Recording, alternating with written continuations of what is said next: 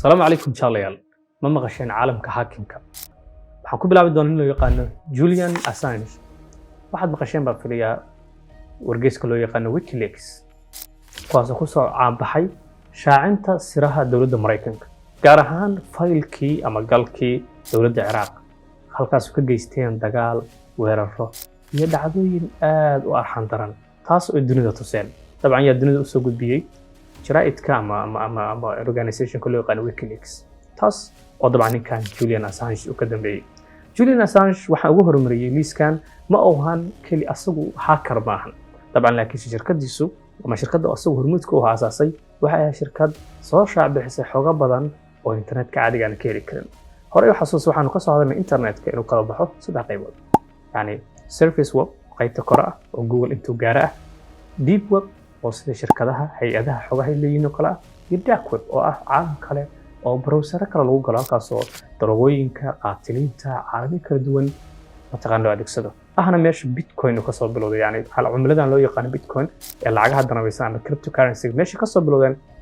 meesha ugu horreysay lagu adeegsado ay ahayd sababtoo amaantay tusaalaha ugu yar maanta Soomaali markaan joogno oo kale EVC iyo xal la mid ah lacagaha suuq darnay payments kala duwan dalka ku leeyihiin Premier Wallet iyo dahab iyo waxa la midka dalka leeyahay oo dalka laga adeegsado maanta hadii aan qof u dirtid xog ama lacag u dirtid dabcan waxa diiwaan gashmaya numberkaaga iyo magacaaga laakiin saas la mid ah dark web marka la joogo xog la kala gato waa in qofku uu soo diro xawaalad iyo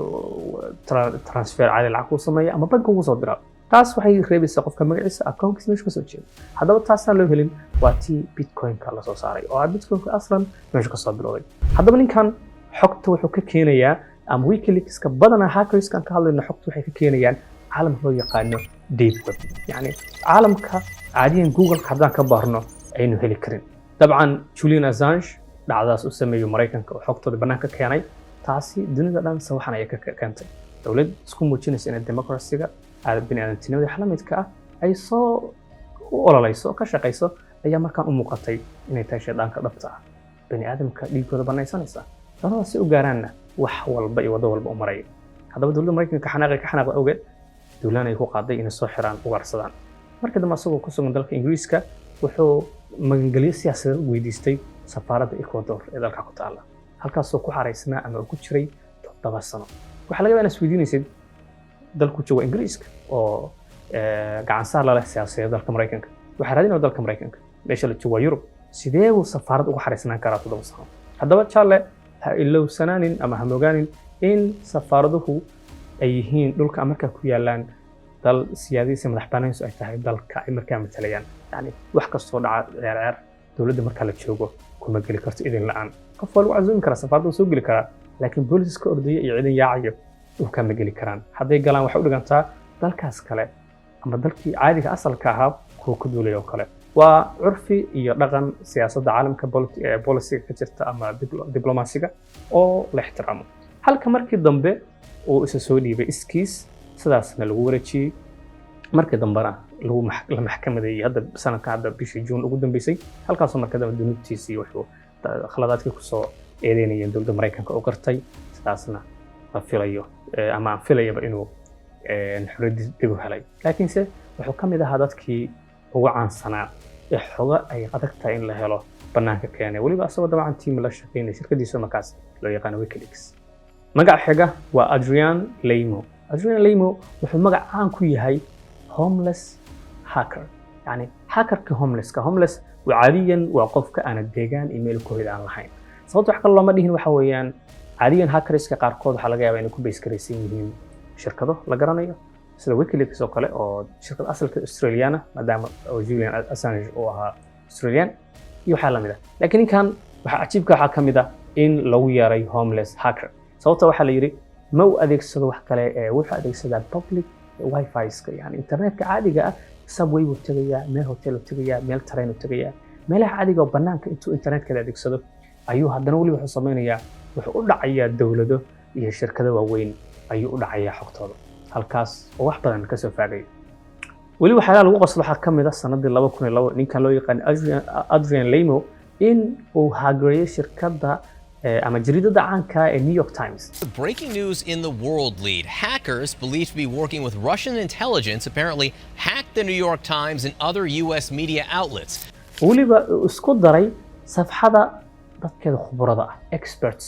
yani markii page-ka la boqdo jariidada dhan la boqdo oo khubarada la fiiriyo magaciisa iyo sawirkiisa ayaa ku jira dabcan yani access inta laga gaaray dabcan taa waxay ku cadeynaysaa jariidad caana oo xog inta laga soo gudbisay kala duwan in mararka qaar xogta intii loo dhaco wixii doona lagu dhex samayn karo dad maqashay hebel maqaayadis waa laga dhex qadiyay dabcan rag ayaa jira shirkadaha waaweyn wax la mid ah dabcan ka dhex qadin kara wax kala duwan ku soo qori kara marka dambe aad jariid caana xog ka akhrinayso waxa isweydiisaa anagoo og in jariidadan kumanaan kun iyo malaayiin qoraal kala duwan lagu qoro mararka intii la hagarayo in page-ka siday u muuqdeen asalka ahayd laga duwi karo yani dabcan weliga aan taantaas uga fikrin laga yaabaa qoraalka aad ka akhrinayso xasaasiga page-ka ka akhrinaysid mararka qaar inuu yahay mid la hagarayo la bedelay way ayagu wax walba ma folo garan karaan dabcan waa kaftamaya waa la ogaan karaa in la soo hagarayay xogna laga bedelay taasna dad ayaa u qaabilsan cyber security waxa la midka waxaan ku xijin doonaa team loo yaqaan anonymous caadiyan English ahaan waxa laga wadaa wax aan la garanayn wax qayr macruuf ah aan la aqoon teamkan waxay ku shaqeeyaan dad ballaaran oo dalal kala duwan iyo deegaamo kala duwan jooga weeyaan mararka qaar waxay ka soo muuqdaan xarumo waaweyn sida New York Times Square oo kale shaashada public caalamiga ay ka soo muuqdaan mararka qaar qof siyaasi ah ay inta Twitter ka sajabsadaan oo kale ay fariintadan ku soo xubiyaan mararka qaar TV live u socday ay inta hagarayaan xogtooda ka soo dhexdaayaan iyo wax la mid ah kale dhacdooyinkooda ugu dambeeyay waxa kamid ah in markii ugu dambeysay ay dagaal ku iclaamiyeen cyber war ama dagaal dhinaca internetka ay ku iclaamiyeen oo ka dhana dawladda Ruushka ka bacdi markii ay duulaan ku sameysay ama ku soo dushay Ukraine. The notorious hacking group Anonymous has declared war on Russia and is targeting Russian websites. The group. This is a message to Vladimir Putin from Anonymous. Badaheen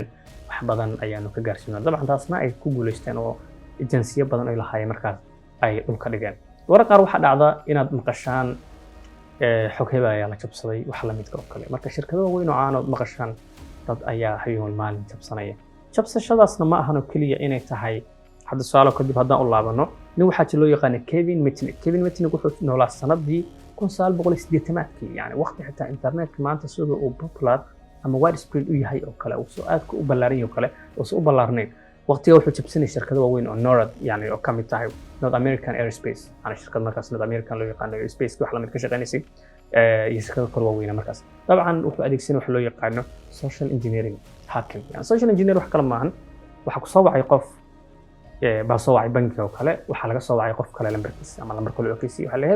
hebel ayaan ahay saalaan wax laga yaabaa inaad aragtaan sida aad arki kartaan kor marka qaar in oo ku soo qof degdegsan ku dhahaya iga raali noqo waxba hawlba igu degdegsan sidan ay leeyahay lambarkii ayaa in la laawa ama OTP-ga ayaa isoo dhacay please saasa ma lidadsin kara yani qofkan wuxuu adeegsanayaa psychological yani si nafsiyan ayuu ku soo galayaa markaas ayadoo markaas shaqaalaha shirkadda u shaqeynaya hadduu u soo barnayn waxa la caynkaas oo kale xog badan bixin karo yani waxa la kaas u dhigay qofkii macmiilka la yaqaanay waxa la sameynayaa a cause of urgency qofka inuu degdegsan yahay oo kale taas oo abuuraysa markaas inaad qofka u diirnaxdid oo dhahdii wallahi qofka waa degdegsan yahay wax badan ma gelin karo isbitaal bas ku jira ama diyaarad ba ka tagi rabta aan xogtiisa siiyo sidaasna xoog badan lagu heli karo yani ha dhayalsanina hackers badan oo dunida jooga ayaa maanta waxaas iyo waxna ka fogeyn adeegsada yani xoga aad u badan ku hela haddaad eegtaan Facebooka Gmailka waxa badan oo la mid ah waxa dhici karto kale qof saaxiibka in page-kiisa lagala soo hadlo lagu yiraahdo fadlan walaal hebelow waxa iga xirmay Facebookayga ama WhatsAppkayga ee waxaan ku soo dirsanayaa OTP ama secure code ku soo dirsanay afar godashooda ee fadlan ma ii soo diri kartaa sababta wax kale ma ahane waa in lagu xojiyay qof ku dhow contact kula ah ama friends kula ah inaad ka helo OTP ama numberka sirta helay aslan ogow marnaba qof saaxiibatihiin ahaan in wax ku soo wadiimayso marka taasna waxay la mid tahay qaab kamid social engineering hacking oo ah mid kamid ah noocyada ugu caansan dunida ee dadka xogtooda lagu jabsado Adrian Limo waxa la yaab kale sameeyay waxa kamid ah xasuuso hadalkeena bilowgiis waxaan ka hadalnay shirkad loo yaqaan WikiLeaks oo leeyahay Julian Assange shirkadiisa xogta Mareykanka qosaysa waxa kamid ah waxa laga yaabaa in Suudiyiin sidee ku hagareen ku soo hayaan marayni mar walba hacking kaliya ma ahan dad ba xogta soo siin kara Adrian Limo waxa la activekiisa waxa kamid ah in uu soo shaacbixiyay oo u fashilay gabar loo yaqaan Chelsea oo uu kala kulmay online-ka ayaa marka sheekaysteen waxay u sheegaysaa inay ayadu ahayd qoftii xogtaan siisay WikiLeaks iyo tiimkooda sidaasna sirtii dowladda Mareykanka Ciraaq iyo xaalad badan iyo galal badan ku saabsaneed ay sidaa ku faafisay taas oo asna markii dambe fashilay oo adreeskeedii iyo ciwaanada waxay dhan oo dowladda Mareykanka u dhiibay taasoo dabcan abuurtay sawaxan iyo qaylo badan oo ka soo yeertay bulshooyinka hackerska taasoo ay dhaheen wuxuu ninkan jebiyey sharciga aan qornayn the unwritten law sharciga aan qornayn ee ah trustiga midka ku dhisan is-aaminaadda oo ah hackersku mar walba xogta ay noo keenaan ama ay soo faafiyaan saan sheegay maahan inay talamari alaab isku adiyaan ay xogta jabsadaan sidaas oo kale xog dadka gudaha insiderska oo ku jira shirkadaas ay xog ka helaan taasna dabcan asal laftigiisa caalamka iyo magacu markaas uu lahaa saameyn weyn ayay u keentay halka dadka qaar ay ku doodayaan ninkan kalsooni qof shacab oo siiyay ayuu dhumiyay taasoo ah midaan dhaqanka iyo curfiga ay hackersku adeegsadaan kuwa qaarna waxay ku doodeen ninkan waxaa laga yaabaa gabadha inay shuruuc iyo faylal iyo galal badan oo dawladdu leedahay ay sii faafin kartay taasna ay noqotay khatar soo socotay oo laga hortagay marka uu mahadsan yahay leeyihiin adrenaline adiga daawada maxay kula tahay taas laftigeedana qaybta comments nagula wadaag sidaan soo xusnay hackersku xogo kala duwan ay raadiyaan qaar ayaa rabay in dadka agaarsadaan qaar ayaa raadinaya inay caanimo helaan qaar ayaa raadinaya xogta inay gacanta ku dhigaan ka bacdi dadka lacag weydiistaan ninkan loo yaqaano Gary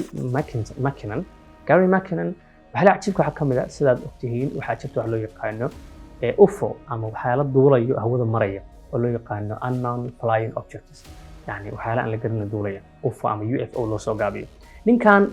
wuxuu hadda ku jabsaday NASA iyo US military Mareykanka ayuu jabsaday website iyo xoga ay leeyihiin asoo markaas kumanaan kun oo gal gacanta ku dhigay markii dambe la qabtay oo la weydiin wuxuu yiri aan wax kale ma raadinayna xogta sirta dowladda Mareykanka qarinayso ee ku aadan UFO iyo xalamidka ayaa rabeen inuu ogaado yani marka qaar wax lagu qasli kula muuqan kartaa laakiin se qof ayaa marka qaar wuxuu u baran karaa ama curiosity-da fuduliyada inuu waxaas wax badan ku ogaado wax badan ka soo baarayo ogaan karaa marka qaar xitaa qof markuu isku dayo inuu ku haadireeyo ama xogtaada helo ha u malayno kaliya inuu ku rabo inuu ku ceebeeyo ama ku soo shaabixiyo wala yaab inuu ku weydiiyo inuu rabo inuu ogaado tolo hebel waxaas ma raadiyo ama wax la mid ma sameeyo